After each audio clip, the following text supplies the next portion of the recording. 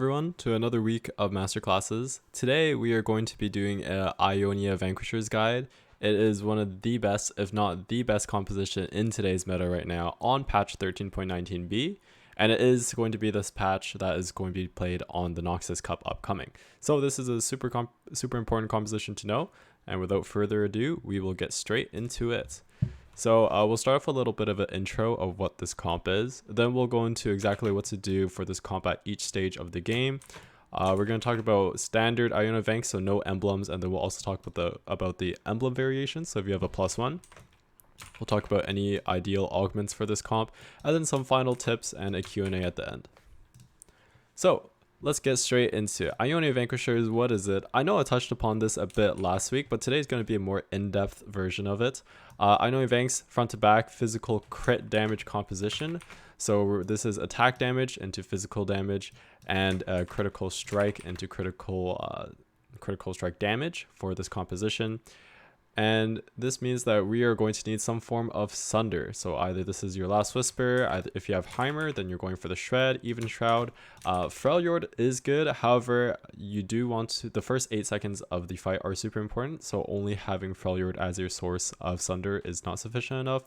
And then here we have it, our Ionia Vanquishers. If you're not familiar with this, Ionia 369, basically every 4 seconds, a Ionian is going to be enlightened. They gain 20 mana, and then their like special Ionia bonus is doubled, and then it goes 369. We'll only be talking about 3 or 6 in this video. And then Vanquishers is basically built in Jeweled Lotus. It gives your Vanquishers abilities the chance to critically strike, and as you go into 2, 4, 6, you have a higher percent crit strike chance and crit strike damage. One thing to note about Ionia, in order to proc the very first one, it's very similar to Demacia. Basically, you take out your strongest Ionian, or the one that you want to have the first proc, and then you put them back onto the board, and they'll get the first proc. So pros and cons of this composition. Pros, there's a lot of single target bursts, especially from Xayah, and you have very consistent DPS from both Xayah auto attacks and your Nyla. However, cons, this comp lacks hard CC. So if you look at all these units here, right, none of these have hard CC except for Set, and that's only hitting like 1 or 2 units. No CC, no CC, no CC, no CC, and then no CC, no CC. So there's very little CC in this comp, especially if you're playing the 6 Ionia version. And also, it can lack frontline because a lot of these units are backliners, so backline, backline, backline. And the only real tank here is your Shen. And then if you're also playing Nyla, that's also a damage, not a frontline. So tons of pros and cons. We'll get more into what the actual board looks like. So this is your very standard level 8. So this is if you have no form of emblems of any kind.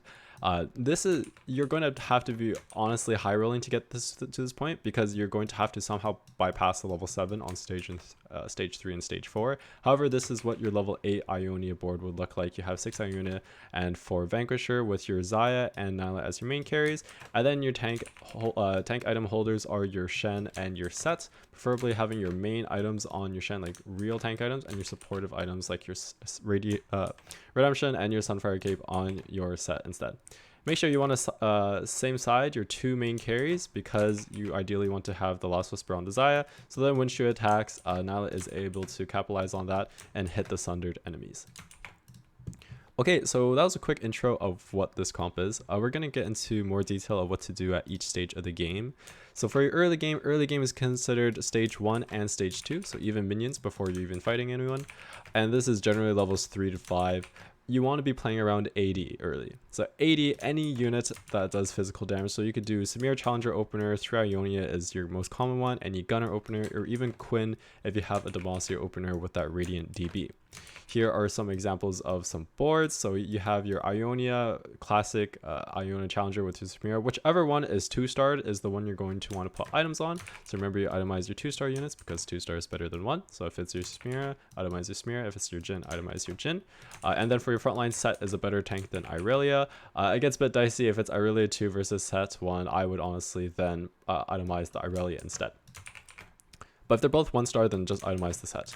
Early game, it's okay to clump. There's a lot of DPS, and there's not much burst, and there's not much AoE damage. However, if you are playing against any Malzahars or Jins, make sure to spread out a bit. So put like maybe Set 1 to the left here to avoid the 2 area hitbox of the Malzahar. And then if you are playing against Jin, you want to position same side. And if you are playing a Jin, you want to make sure you position opposite side so his bullet is able to hit most of the enemy diagonally.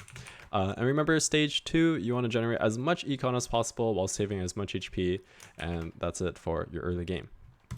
We're now going to be transitioning slowly to our mid game. So mid game is considered stage 3. You're going to be either level 6 or level 7. Technically, it might be level 5 if it's stage 3-1. Unless you are win streaking, then it's okay to level to 6 and continue pushing that streak. But for the most part, very standard is on 3-2 is when you will be leveling to 6. It's a perfect interval, and you'll save much more money that way. If you have a lot of pairs, or you have good items and you're capable of win streaking, or even just you want to stabilize, and you have the items to do so, if you hit the 2 stars, then it's okay to level this. Once you've leveled to 6 on 3-2, to do a slight roll, 2-star your front line, even 2-star your main carry that you have your items on, whether that be the Jin or the Samira, and then you'll most likely be rolling next time on 4-1 instead of 3-5 because you've spent that money on 3-2. Here are some examples of your boards. So once again, either you've had the Jin or the Samira itemized. In this case, this favors the Samira a bit more because you get your 2 Noxus units, but basically just play any front line or any solid front line, whether this be Noxus or even like a Bastion 2-star, Bruiser 2-star, Set 2-star with Juggernaut, and then some solid backline. Same thing, you could do 4 Challengers front line and even have like either a Nefiri carry your Nyla items early, and then in this case you'd want to put your items on Warwick instead. And yeah, so plenty of options, but basically for stage 3 you want to have a decent board so you are either winning or taking good losses and saving your HP. If you have no pairs or any capability to win streaks, so either your items are really bad or you just have a gold opener, so you have no items but you have a lot of money, then still level to 6 on 3-2. However, keep your money, don't roll, and then you'll be leveling to 7 on 3-5. Then you could do a slight roll on here, which we'll talk about on this next slide. Okay, next slide time. Stage 3, 3-5, level 7. So this is only happening if you're super rich. If you're not very rich, then this gets changed to 4-1. Because you need to econ up, right? But let's say you are very rich, I've talked about the scenarios, then you can level to 7 and roll down to a minimum of 10 gold. Don't send it to 0 or else it's very hard to come back. I would only send to 0 like if you're sitting on like 3 major pairs, like maybe Nyla pair, Zaya pair, and even like a Sejuani pair, then it's okay to keep rolling, but it's very suspicious. If you don't hit, it's really bad. But that's the only case I would dig below 10. And basically these are some examples of your level 7 boards. So if you hit your Nyla, then you could play something like that. This is also level 7. If you have your Ashe for Vanquisher, then you want to pair it with Sejuani for your Freljord. And if not, then it's okay to just play 4 Juggernaut frontline. Basically, it might be a hectic 30 seconds on your 3-5 roll down, but you want to hit at least 1 copy of your Nyla and Zaya, so right here, and then have some sort of frontline in order to help them operate and function properly. This comp is heavily contested. There will be minimum 2 Ionia Vanquisher players per game if you're not one of them. So what this means is it's really hard to 2-star your carries on level 7 unless you have like a lot of econ or you get very lucky. So what this means is once you have your upgraded frontline and then like decent, at least like 1-star copies of this with good items, once you've stabilized essentially by having this upgraded frontline, then you can sit for your stage 4 and then you look to go level 8 on 5-1 or 5-2. If you somehow are uncontested or you have pairs of these units, then it's okay to stay level 7 and roll it back down after 4-1 to 2-star your carries. But basically, the idea is if you are contested and so many of these units are already out of the pool, it's okay to econ back up and look to push levels and then roll down again, rather than donkey roll when it's very unlikely you'll hit. And in this case, everyone will most likely be at like a 1-star version. So 1-star version versus another 1-star version, it'll be very equal and you won't be taking too heavy of losses or even winning. So this whole point is if you are stable, then start generating econ, and this econ can go for either rolling back down again or going to level 8, which is super important for this composition. Okay, let's say we have now went level 8. Let's say like we are contested, which is going to be the most common case, but we hit and stabilized our board. Now on either 5-1 or 5-2. Honestly, most of the time we 5-2 unless you're not too healthy, maybe like 30 HP, then it's more okay to 5-1 level 8. Then you want to roll back down again and either add in a Aatrox, Scion, Nasus 2. So these are just some level 8 board examples. And then on level 9, you could play either pivot and play Ari if you have good Ari items. Like if you're dropped like, I don't know, like rods or just tears at the very end on like 4-7, then you can look to play Ari with 6 Ionia. However, you will need some front line, so either triple Reparo or like a Scion 2, Aatrox 2 in case, or in the front line instead. But I honestly only recommend playing 6 Ionia if you have a +1, because you're playing too many like weak units. Like Jin you have to play anyway, but like Set can be something better, Karma could be something better, and then everything else is pretty good. Okay. So that is what to do on each stage for standard Ionia Vanquishers, so no emblems at all. Now let's talk about if you do have some emblems, which is very good for this composition. So Ionia Crest, Ionia Crown, there's no Ionia Heart. If you already see from these placements, like we're looking at the 3s, this is so good. And you're most likely to place high if you get this, especially on 3 or on 2-1. So early holders for Ionia is Ashe or Neferi. Even Samira is fine. Remember just playing around AD, right? And then we're going to either transfer it to Nyla late game, or if you have a lot of Ashes early, have some sort of like reroll help, or just uncontested, you could even go for Ashe 3 on level 6. Remember, as I said, since we have Ionia +1, we are going to be playing 6 Ionia, and these are just some examples of early game boards. Remember, just like Ionia frontline or Juggernaut frontline, and then you have your Vanquisher, same thing in the bottom slide here, but this is for your level 6, so most of the time this will be looking at like 3-2, and yeah. So now that we're past like stage 3, we're looking at like mid stage 3 into 4-1. So this is when you're level 7 on 3-5 or 4-1. Ionia +1, you're always playing 6 Ionia. There is going to be very like rare cases you're playing 3 Ionia with Ionia +1, because then that means you're only playing Xayah, Jhin, and your Nyla, and then your front line is going to be something. But that's a very rare case. Most of the time you should be playing 6 Ionia. So this is what a very standard board looks like. This is if you don't hit your Nyla. If you do hit your Nyla, then you're just playing Nyla, like something like this, and then putting her in the front and having the Ionia emblem on her. She synergizes extremely well with Ionia emblem, more attack speed, and she can just go infinite. Once you've stabilized, you can start econing back up and then figure out if you want to roll down again or level to 8 and go from there.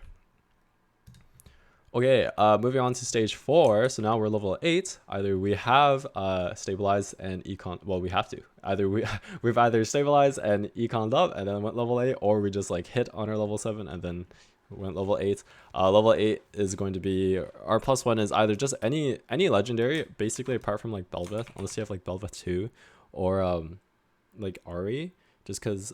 Well, okay, Ari can fit in later, but basically you want to have like some sort of extra like frontline, because as I mentioned earlier, your 6 Ionia version lacks a lot of frontline. Like it's basically just Shen, Set, and Darius, right? And only like 1 out of these 3 are actual like real tanks. So either add in some extra frontline, and then once you are like on level 8, like past stage 4, maybe even like stage 5-1 or stage 5-2, if your contester dies and like the units are released back into the pool, or you lose a round, then it's okay to roll down again, strengthen your board, and go from there. But here are your level 8 board examples. And then if you somehow have like everything to start in this bottom one, right, but you never hit Nyla, then it's okay to just play your Ashe Sejuani. Then Sejuani is really good frontliner, extra damage. Freljord is always like never bad, even if you have Last Whisper already. And yeah, so basically it's like once you've stabilized, then it's okay to econ back up. But the last thing you want to be doing is just like level 7-0, just sending it to 0 every turn, hoping you'll hit. Yeah, that's not good.